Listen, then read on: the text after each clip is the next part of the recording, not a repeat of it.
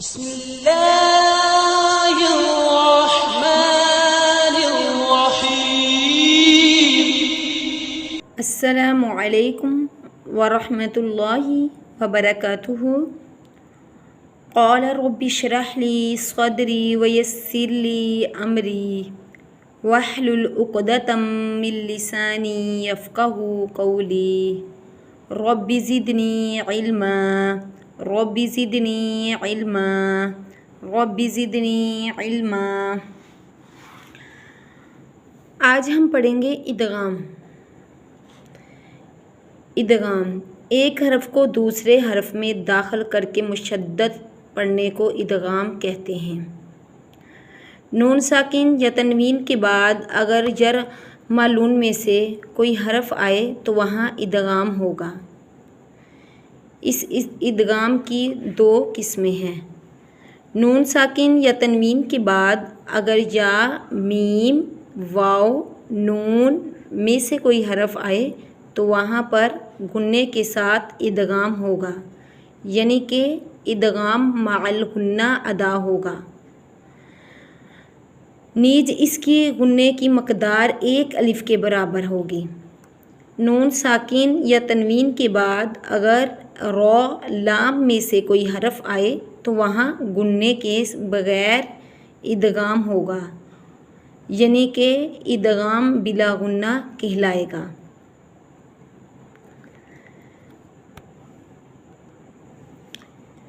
ادغام کی ادائیگی۔ اعوذ باللہ من الشیطان الرجیم، بسم اللہ الرحمن الرحیم۔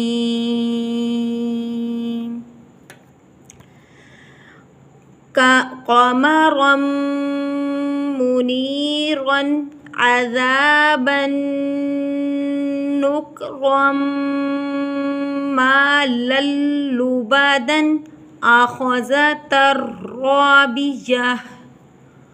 قاف زبر قا، میم زبر ما، قامہ، را میم دو زبر رم، قمرم، میم پیش مو، نون زیر ینی، منی، را دو زبر رن، منیرن، عین زبر آ، ذال زبر الف ذا، عذا، با دو زبر نون بن، عذابن، نون پیش نو، نون پیش کاف نک، را دو زبر رن، نک رن، میم زبر الف ما، لام لام دو زبر لل، ما لل، لام پیش لو، ما للو، با زبر با، دال دو زبر دن، ما للو با دن، حمزہ زبر خا اخ، ذال زبر ذا، آخذہ، تار را دو زبر تر، آخذتر، را زبر الف را، آخذتر را، با زیر بی، یا زبر یا، رابیہ، تا دو زبر تن، رابیتن۔ قمرا منیرا عذابا نکرا مالا لبدا اخذت الرابیہ۔ تنوین کے بعد میم آ گیا، یہاں پر ادغام مع الغنّہ ہوگا، یعنی کہ ایک لفظ کو دوسرے لفظ کے ساتھ ملا کر غنّے کے ساتھ 1 الف کے برابر ہم اس کو ادا کریں گے۔ دو زبر کے بعد پھر عین آ گیا، یعنی کہ تنوین کے بعد عین آ گیا، یہاں پر اظہار ہوگا، یعنی کہ غنّہ نہیں ہوگا۔ دو زبر کے بعد پھر نون آ گیا، یہاں پر ادغام مع الغنّہ ہوگا۔